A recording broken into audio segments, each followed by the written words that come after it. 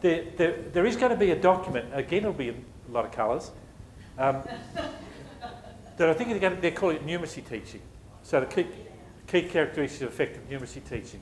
And that's going to be quite an important resource for that. But again, you choose, because you can't, it's like one of these documents, and I hope I'm not saying the wrong thing here. You know how to be the perfect husband, you've got to like do a million things? And so no one can be that person. All you can do is choose some things that you can do to get towards that process. Same thing's true about being a perfect wife, by the way, but we won't go into that. So it's actually a matter of choosing what's important and to do that. We'll go back to just feeding back from that discussion about the units of work. I just happened to sit down with Eric, who had a unit of work, and it'd actually be worthwhile Eric talking through for everyone the process that they went through. I'm sure there's plenty of others who did, I just happened to hear them talk. And then we might maybe ask Eric some questions, and then we'll see whether other people had similar issues. And you can take this. Oh. Thank you, Peter. Look, when we first started, our NAPLAN data is actually quite good, and we do have a very short tail at Northcote, and people still see numeracy as remedial maths. So there's the challenge of not only introducing a numeracy plan, but also making that plan the mathematics plan of the school. The school is got a lot of staff that have been there a long time, Villa. Yep. And textbooks are loved and adored and used to the point where there's a lot of stuff that doesn't go on that perhaps should go on. And I go back to what Peter said before about some schools are blessed with students who don't muck up in class and who do all the work and maybe are not challenged enough. So what I thought about this, when we thought about this as a group, we thought that we might have, as part of our plan, some key teaching points for every lesson, and then include also the main tasks that the students then needed to do in order to achieve the outcomes of that particular lesson. So we took a 4-week block, we divided up into lessons.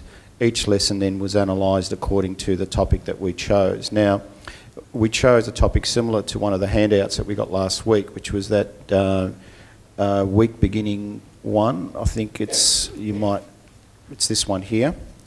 And we thought the format of that was excellent. So we have period by period. We have introductions. We have the activities that we want the kids to do.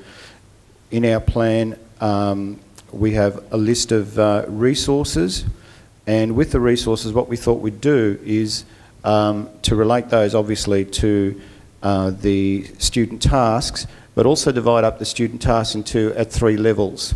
So we have an entry-level task that everybody should be able to do, and then we have a level 2 task and a level 3 task.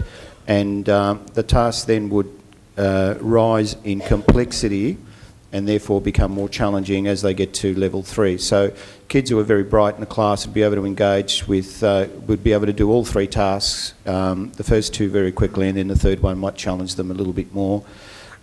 And kids at the lower end might only do the first or maybe attempt the 2nd task. So we thought we'd cater for the different levels of ability in the classroom that way. We then did an action plan, and we allocated tasks to the 3 members of our team. And Chris is not here today. He's an absolute gun with the interactive whiteboard and electronics. He's always online, downloading applets for use in mathematics. We gave him the task to investigate anything that was online that could be used as part of our plan. And he's found a few things. He's still looking.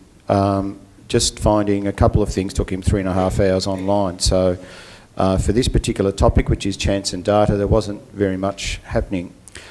Part of the assessment for this is to have kids work in groups of 2, no more than 2, and they will have to produce what we call an investigative project. So they would need to apply their learnings in chance and data to develop a project. Now, the project will be a project of their choice. They will then need to be given a design brief, which we haven't done yet, and also an assessment rubric that will go with that, so that they know exactly what they have to do and how it's going to be assessed.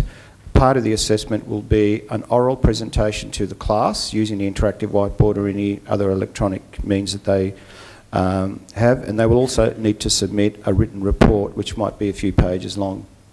Part of the assessment will also be peer assessment. The other students in the class will be given a sample of a copy of the rubric, and they will then assess every other student's group's report, as the teacher will as well. And then at the end of that, there will be a revision period where we'll do a brainstorm of everything we've covered, and hopefully at the end of that they'll get a test to do, and we'll see how they go in the test. We hope to make a lot of use of anything online. Part of the problems that we see is getting into the computer rooms at the times that we need to go in there. So if we timetable one period a week, it might be difficult if we need 2 or 3 periods. So that timetabling aspect will need to be addressed. And basically, in addition to the resources, having the 3 levels, there's also the textbook that they will have, and there will be some problems selected from the textbooks that they can work through as well. And these will be given for homework or to do in class if they're ahead of schedule. Part of the plan will also have a list of resources and where they're from. And for each resource, there will also be a little statement in regard to how they are best used. So, for example, if I've got a worksheet on pie charts, it might be a brief note to the teacher on how to introduce the pie chart and maybe how to go about doing that activity in the classroom with particular kids. So that's roughly what the plan is. There's a lot of work in a 4-week block if you're going to write curriculum with all of that information in it. And one of the dreads that I have at the moment is that maybe I've got too much in this already and I need to whittle it down, and whittling it down maybe we'll lose some of the impact that we think we've got in it. But that's how we're travelling at the moment. There's a lot of work still to be done in it, but we think we might have a reasonable skeleton for a reasonable plan at this stage. Thanks, Eric, for that.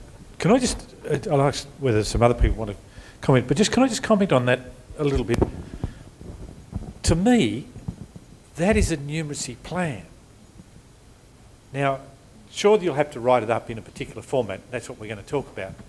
But in a sense, you know, to do a multi-dimensional unit like that considers differentiation of the achievement, considers different capacities of learning, different domains of learning, investigative tasks, skill development, thinking about the sequence and the clarity, thinking about ways of working together on development, thinking about the notion of, well, what's there, with a plan that, okay, we'll teach it this year, but next year we'll fix it up and do it better and to extend the thing to other things. That's the notion of a numeracy plan. And then, okay, well, how do you write that up in terms of what might keep everything else as one of the challenges? So that's sort of, I actually think that's a really powerful way of doing things, because you're going to have to plan anyway. You've got to get your stuff ready anyway. So why not do it in this format that actually thinks about the multidimensional? Now, we're going to start talking now about the plan. Now, you might imagine your plan is one of those coloured books like Lena had. Now, you won't actually have one of those coloured books. You might even only have it just a few pages. But think about it, okay, it's got to be somehow attractive and promote the things that you're trying to do.